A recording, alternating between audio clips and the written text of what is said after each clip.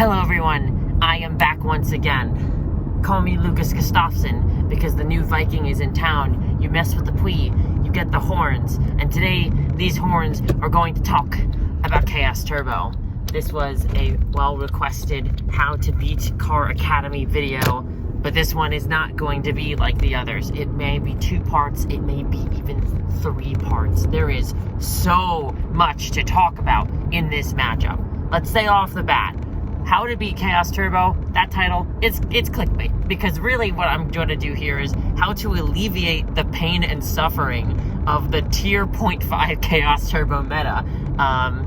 In other senses, this is just a fundamental video on how to get better at this format, because in order to beat this deck that is just so fair and does so many things, you just fundamentally need to understand how to play well. But we're going to nonetheless try to talk about it, specifically in the context of Chaos Turbo. Try to think of within some frameworks that'll help us best win that matchup, because unlike other decks in this format, there are not many silver bullets. All there are a couple of bronze bullets, I guess, so to speak. Thinking, let's get us off the bat. Stuff like Mind Control and Dust Shoot is obviously good, but these items alone will not help you win the matchup entirely the way that a Jowgen will against Reasoning Gate, the way that a Jinzo will against Warrior, if you're catching my drift. They have answers for that. They can play right past them. They can play right past just about anything. So we need to be able to play better than them. That's what we have here. Similarly, unlike Reasoning Gate, a Chaos Turbo attracts the most try-hard, most skilled players, because it does happen to be the deck's premier tier 1 deck, or tier 0.5 deck even, in popularity, in control, in versatility, in options, everything. It is just the deck to play if you think you're playing 4D chess. Anyone who would rather be playing chess than a card game because they don't like the randomness is probably playing Chaos Turbo. We're talking about those kinds of folks. They're more likely to play well. They're more likely to make conservative plays. So we definitely need to be able to play well ourselves. So let's start by talking about this word control. I'm going to say it right now. Chaos Turbo is a control deck. It is a misnomer to call it Turbo. It is a deck that in its design and what it can do profits off of the game going long. And sure, you can say it has its crazy draws and it's constantly going through its deck trying to find its best cards. But that isn't it turboing out wins.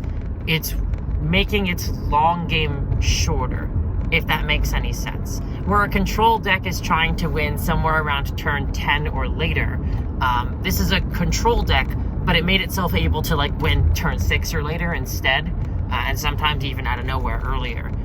It has the ability to do an explosive kill the way that a standard control deck or a traditional control deck of Go format or any game cannot. It happens to have those tools, being the Thunder Dragons, combined with the Night Assailants and the card destruction and the draw ones out the wazoo, having the 3 biggest monsters and most powerful monsters at easy disposal as your win condition, combined with some of the most powerful one-ofs, just like Go Control, only you're getting to all of them faster. So you can set up these kills faster, you can lock up the board and start beating down to get the kill faster, but it is still a control deck, so we're going to treat it accordingly. Unlike Reasoning Gate as well, I'd say this is the deck that is the opposite of Reasoning Gate in just about every fashion. Unlike Reasoning Gate, where it's played usually by noobish players, and unlike Reasoning Gate, where they generally have most of their stuff they're able to do early game, and they're only waiting late game if they don't have it yet, versus Turbo is trying to draw it out. Turbo, unlike Reasoning Gate, is a deck where it is worthwhile to learn just about every card in the deck, even if they fluctuate, even if folks have their fancy little techs. Having a fundamental understanding of the main pieces of Chaos Turbo, where they go and what they do, is monumental and important, because it gives you an idea of your opponent's plays in a matchup where you need to be able to play well. So if you don't have the years of experience and try-harding, or even just the attention to detail, the time, the patience, no judgment to you. Whatever level you're at that level. But at the very least, if Turbo's going to be everywhere, you need to understand what Turbo does, and what a Turbo player can do, and what Turbo players' boards, plays, and configurations can look like to the best of your ability. Having an understanding of that is going to bring success way more often, especially in game one, which again, it's more important to win a game one, I think, against Turbo. Most decks will be at their best to beat Turbo game one. Most decks have whatever juke factor they have against Turbo game one. And then after that, Chaos Turbo will probably have the tools requisite to take out that juke factor and then just bring it to a fair game, which they will invariably win. So, let's talk about the tools of Turbo. What's going on in this deck? Deck has 3 Thunder Dragon. You need to keep track of whether or not your opponent has Thunder Dragon. Just check their graveyard, check their banish. If you see a Thunder Dragon, that's how many Thunder Dragons they have in their hand. So if you see a Thunder Dragon in the grave, they got 2 in the hand. If you see 2 in the grave or 1 in the grave, 1 banished, they got 1 in their hand. You need to know how many Thunder Dragons they have at any given time. Because, for example, one of the things that makes this deck so ridiculous is that you don't always want to duo immediately against Chaos Turbo. If you're on the draw and they kept a 6-card hand and they went something like Thunder Dragon Charity, your duo might be best saved later. That's a big example right there. So, constantly keeping track of whether or not they have Thunder Dragon in hand. We're constantly keeping track of whether or not they have lights and darks in graveyard at once. However, we're not just doing this directly, seeing what's in the graveyard at the moment, we're also doing it virtually, what they can do quickly. This is especially annoying because of Thunder Dragon. This is one of the more Turbo parts of Turbo, how it got its name, is that because it's playing those 3 Thunder Dragon, it can very quickly put a light in the grave by top-decking Thunder Dragon or discarding a Thunder Dragon that it was holding from before, and it can very quickly put a dark in the grave by tribute summoning a Thunder Dragon. So we want to make absolute sure that when we're making moves, we need to know whether or not our opponent can drop a Chaos Monster on us immediately. And we need to be able to assess what we're going to do once that happens. So, for example, if they're attacking you with a Sangan, or they've got a set monster and you think it's a Sangan and you think it's a Deco, ask yourself, are you ready to get sorked right now? Are you ready to have your best monster banished? And then to answer the following monster that comes from that. If the answer is no, then you might want to evaluate that when you're making your next move. You might want to make a move that doesn't necessarily let them play that Chaos Monster first. Sometimes you're going to need to bite the bullet, but more often than not, there should be some way that you can look around it. Maybe that's the time you want to drop your Kaiku. Maybe if you have a Phoenix Wing Wind Blast, that's the best time to use it, to put that monster back on top of the deck, rather than sending it to the graveyard where it can get used for Chaos Fuel. What traps are they using? What traps have they already used? Chaos Turbo's traps are standard, but fluctuate. That's the best way to say it, right? So the Chaos Turbo decks are always going to be playing Mirror Force. They're always going to be playing Ring of Destruction. They sometimes are going to be playing Torrential. I think it's safe to say they probably are. It's a good card. And then from there, they could be playing any combination of Raigeki Break, Phoenix Wing Wind Blast, Jar of Greed, and Solemn Judgment. There are some general rules we can use to help us figure out which our opponent might be using at any given time. Generally, a Jar of Greed will be the first thing you see if they have it. They'll play it pretty quickly. If you don't know what kind of Turbo your opponent is playing, I do not recommend removing their sets on turn 1. Not only are their sets in general quite chainable, and generally you'll get punished from just removing them in a vacuum, but they could probably be a Jar. So once we see the Jar, we can make some further assumptions. Generally, when I see a Jar of Greed, especially if I see multiple Jar of Greeds, I'm going to begin to assume that they are also probably playing some amount of Solemn Judgment. I don't know why. I just, from what I've seen and from what I've experienced in configurations of Turbo over time, it feels like those cards actually couple nicely with each other, versus the more assailant and card destruction based Turbos. That's not to say that that's a hard rule. There are plenty of Turbos that are playing all of those cards at once. But generally when I see Jar, I'm more on guard for Solemn than if I don't. You will also want to figure out whether or not they're using Raigeki Break or Wind Blast. They can be using both, but this is rare. And if it is that they are using both, generally they'll be using more Wing Blast than Raigeki, because it's been widely regarded by top players that Wing Blast is the stronger card, with the way that it gives them knowledge of what you're about to play next and locks your options out.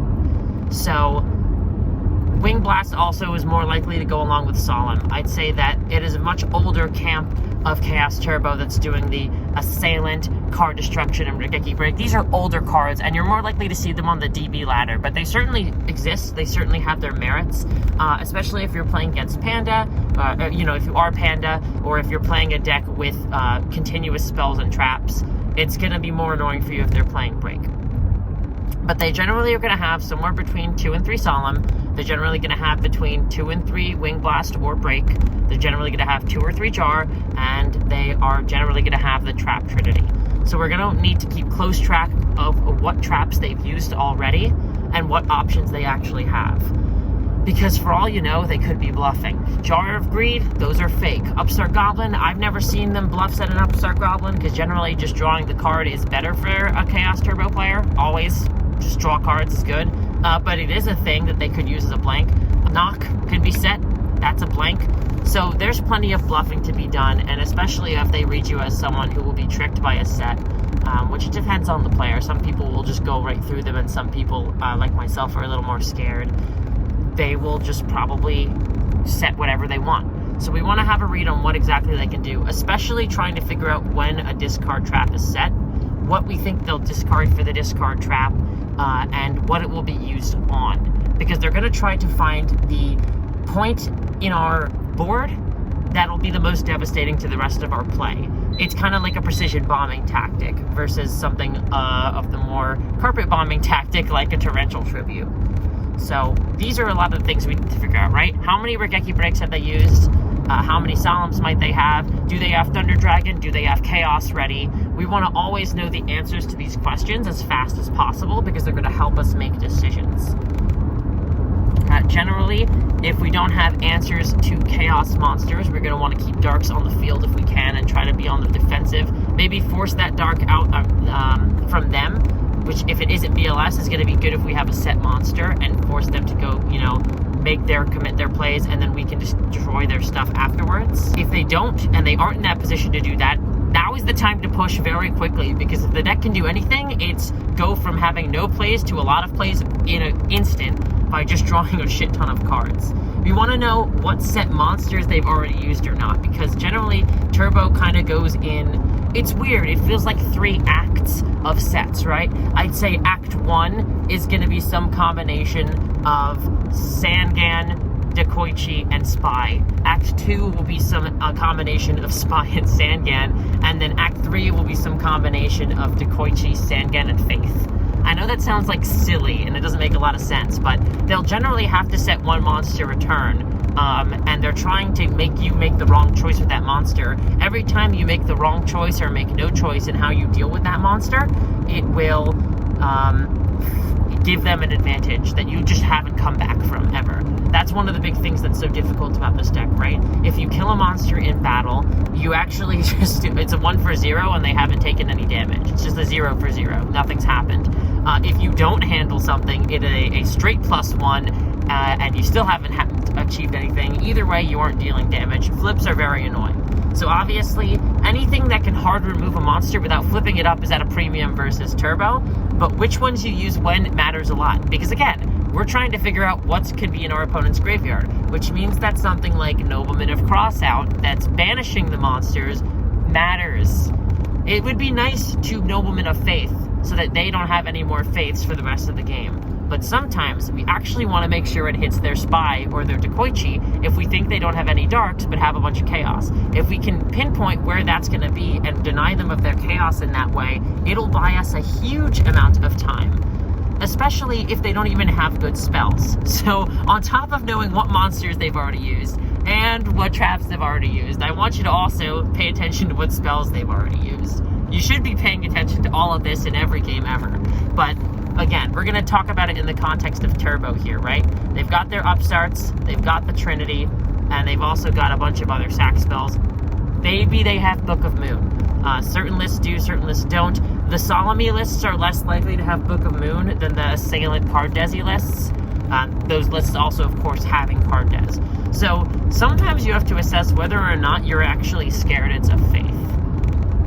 And sometimes the answer is no. They're just getting back an upstart goblin, and it's just a worse Dakoichi, because even Dakoichi is a dark for their chaos. So if they just have Thunder Dragon and Faith and an upstart goblin, they're in a bad position. Just attack over that Faith, hope they don't draw a dark off the upstart, and go from there, keep pushing.